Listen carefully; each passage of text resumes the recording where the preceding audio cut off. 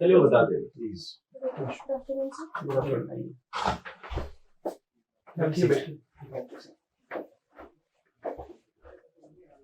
क्या नाम है आपका? सर सुष्मिता।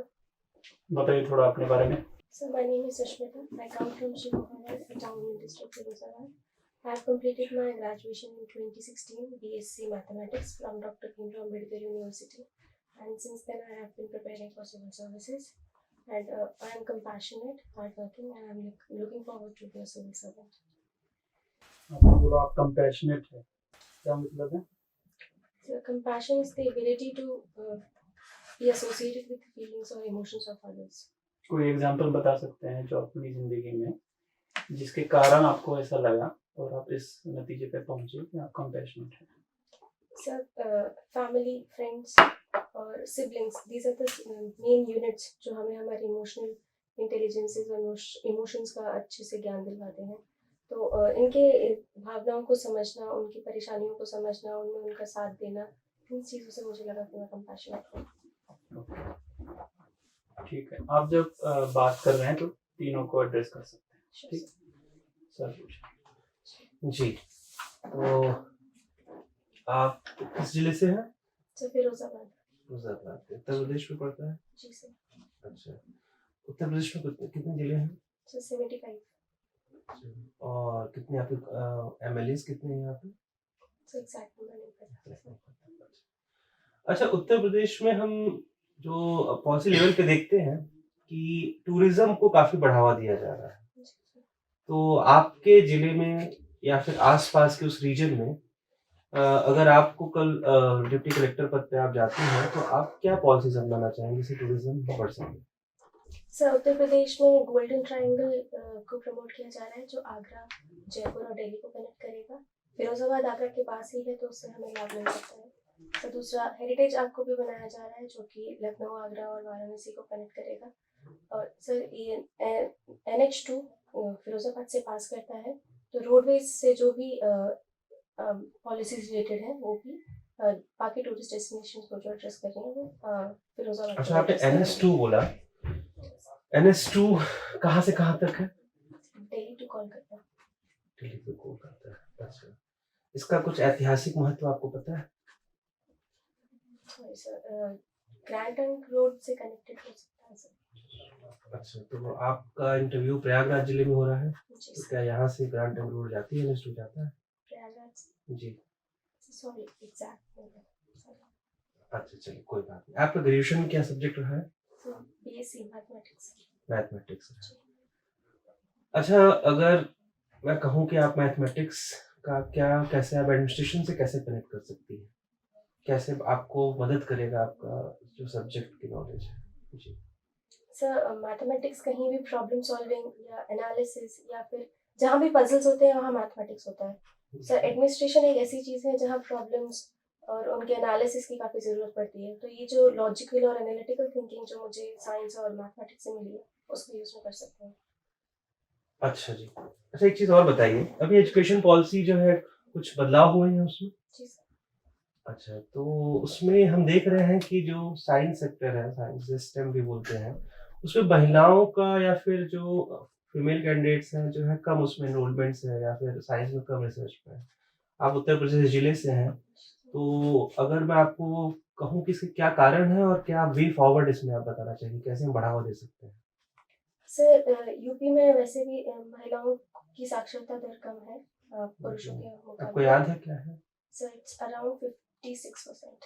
अच्छा, आप श्योर टोटल हैं? लिटरेसी सर अराउंड 56 और 52 है सर, और टोटल इज 70 आधी महिलाएं साक्षर नहीं है आप ये कह रहे हैं? जी सर, अराउंड। जी ठीक है, आप मेरे प्रश्न बताइए जो मैं आपसे पूछा। जी सर। जी तो सबसे पहले तो सर फैमिली लेवल से ही शुरू होता है। लड़कियों को उतना पढ़ाई में प्रोत्साहन नहीं दिया जाता, और साइंस एंड टेक ऐसा फील्ड समझा जाता है जो लोगों की नज़र में महिलाओं के लिए उतना अच्छा नहीं है। उनके लिए आर्ट्स अच्छा हो सकता है जिसमें उनके लिए एवेन्यूज थोड़े ज़्यादा हैं।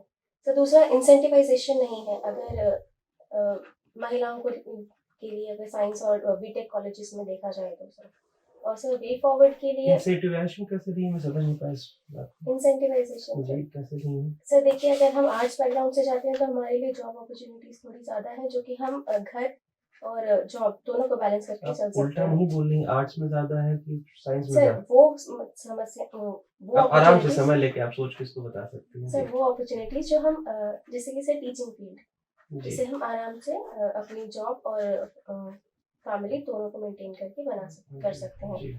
इसलिए सर बोला था मैंने पॉइंट। अच्छा, जॉब और आपने फैमिली दोनों को आपने बैलेंस की बात कही।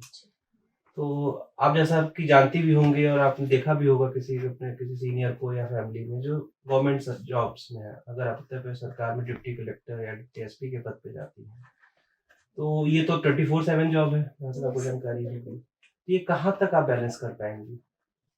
आप इस तरह के अगर पोस्ट प्रेफ़रेंस आप जाना चाहती हैं, तो कहाँ तक आप बैलेंस कर पाएँगी? कैसे सर बैलेंस करेंगी? पूरी तरह कर सकते हैं क्योंकि जहाँ तक मेरी जानकारी है हमारा क्वार्टर में ही ऑफिस होता है। तो दूसरा फैमिली सपोर्टिव हो तो सब कुछ किया जा सकता है। फिर और तीसरा सर ये जॉब एक जेंडर न्यूट्रल जॉब है, चाहे मर्द हो या औरत अगर कैपेबल है तो इसको अच्छे से निभा सकते हैं। अच्छा, एक आपके लिए आखिरी सवाल है मेरा। उत्तर प्रदेश की किन्हीं 3 जो वुमेन रिलेटेड पॉलिसीज़ हैं, उनके नाम बताइए? सर कन्या सुमंगला योजना, भाग्य लक्ष्मी योजना, can I know a central job okay central policy मैंने उत्तर प्रदेश पूछा है आपसे जी। सर लागू मिशन तो वहाँ शक्ति भी सुना होता है है। आपने? Yes sir. जी, क्या है उसमें फीचर्स?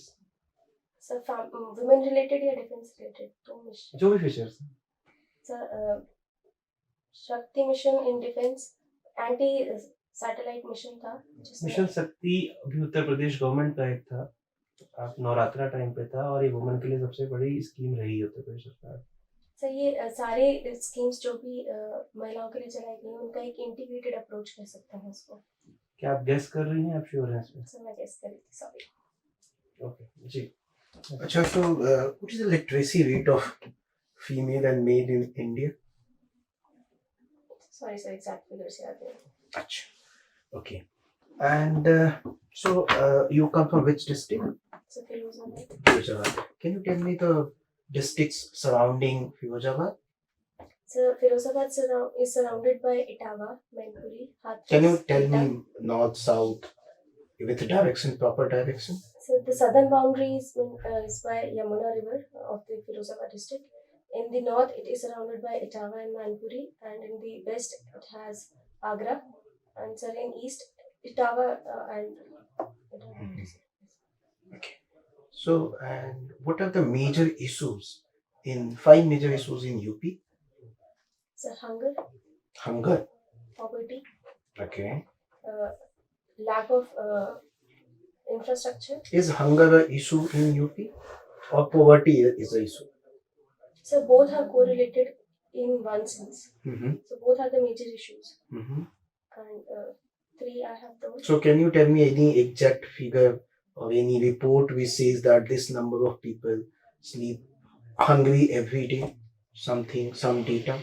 हम लोग तो खाद्यान्न रिच हैं आगे उत्तर प्रदेश में। जी सर, लेकिन कैसे सर आप- कुपोषण एक बहुत बड़ी समस्या है उत्तर प्रदेश के कई जिलों में तो देखी जा माल रही है। न्यूट्रिशन और हंगर में क्या डिफरेंस है? सर आप सवाल से समझ नहीं पाए।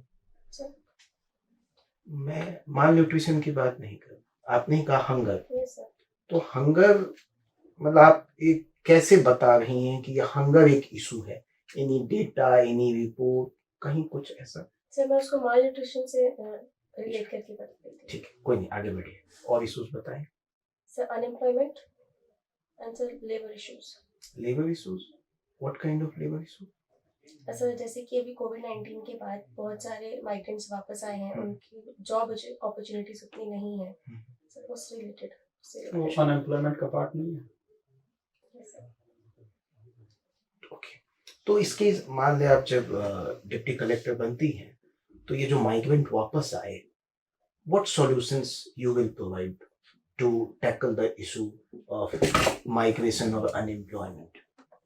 So majorly, as the government is being doing, some steps have been taken. Like the employment is being given under Manrega, and so the enrollment is being taking place so that the skills of the workers is registered, and accordingly, a policy can be formulated or programs can be No, initiated. but what suggestion you will give? Government has already given some solutions, Yes, sir. but what will be your suggestions to make it more effective? So I'll focus on their skilling so that and investment in the industry so that the people with the skilled labor can employ them. Okay. So tell me, what are the three traits of civil servant? So compassion, perseverance, and discipline and honesty. Discipline and honesty. Yes. What do you mean by when you say discipline? So discipline is the trait with which we follow the rules. We become obedient, and whatever the rules or the regulations are given, we remain in their limits. So you want to say that one should not be emotionally intelligent, but discipline, stick to the rules regulation, and should not divert from the rules regulation. No, sir, I don't mean strict, because strictness is not Mm-hmm. cannot be followed strictly in our lives. Mm-hmm. So yes, sir, emotional intelligence is important. That's why I said Mhm. compassion as the first point. Why you want to be civil servant? So civil services was an arena for me to explore because I come from army environment, and so civil services gave me an opportunity to be a part of the society, the civil society, which I had lacked throughout my life since now. I'm confused. Like, in spite of you come from army background, so everyone wants to go into army. Yes, sir. So you did not go to army. Then now you are saying you want to be civil servant. So I'm not able to see that clear motive. So civil services is open for all, as you know, Mm-hmm. but military has its own requirements, Mm-hmm. and I was not fit for Okay. some jobs over there. So even though I tried, but I could not get into the Okay. defense services. So civil services was a part that helped me to be related with the society and serve the society which I am a part of. But you can serve the society in many other ways also, like in doing Yes, sir. private job also, or in other services. So why civil services then? So civil services as an institution gives us power, responsibility, rights and limitations. So that is we can say a full package of whatever we need in our life. Okay. Sujit. सी आपका civil service में बहुत interest और बहुत सोच समझ के और बहुत पैशनेटली आए हैं ऐसा लग रहा है, तो हम थोड़ा लेट अस चेक कि आप उसके लिए अभी काबिल बन चुके हैं। तो एक इमेजिन करिए, अभी जैसे आपने बोला आपके पास वाले जो डिस्ट्रिक्ट है उसमें से one of the district is Hathras, तो हाथरस सुनते ही न्यूज के कंटेक्स्ट में क्या दिमाग में आएगा पहले? हाथरस रेप केस अभी जो recently हुआ था। तो उस रेप केस में जो भी एलिजेड रेप केस बोली अभी because it's Yes, under it's judiciary, so okay. तो पहले आप बताइए कि उस इशू का आपका टेक क्या है।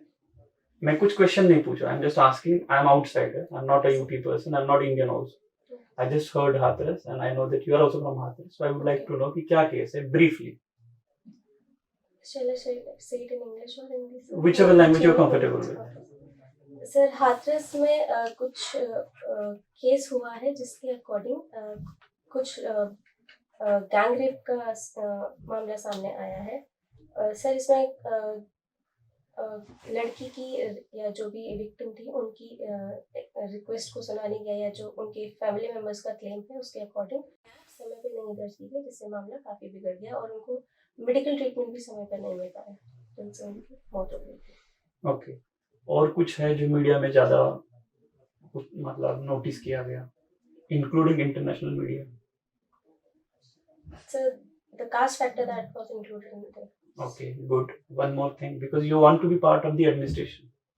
So was there any problem from administration side? Yes, sir. So I want to be for that. The officers are being alleged that they did not take the responsibility of the victim or the case, and And there was delay in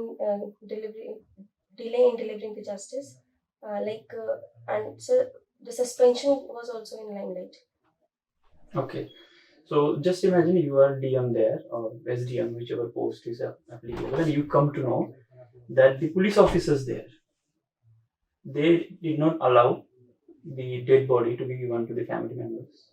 Now I'm telling you the exact point which I was looking for. Okay, sir. Yes, sir. And this is exactly what was pointed at towards UP police, perhaps the most what we can say unethical and obviously illegal. You understood what I'm talking about. So, and you know the DM went to the family members and all. imagine you are DM there and you came to know that something of that sort happened without your permission somehow, just situation. The incident has already occurred. Yeah, obviously they just, you know, in a way we can't even say last rites, they just burned the body and you came to know. Now you have to, and obviously there is a pressure on you, obviously political pressure is there. Yes. Assuming all that, what would you do? So like the DM did, I'll talk to the family, try to convince them the atrocities But that would what have DM occurred. did was perhaps perceived to be dhamkana rather than talking.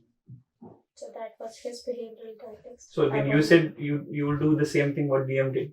Like I said, talking. So I'll talk. Okay, so you should be very clear about it. Yeah. Yes. I'll And- go and perceive them that Hmm. whatever the atrocities could have happened, and to avoid those atrocities, the police have taken that action. Okay, so you will justify the action of the police.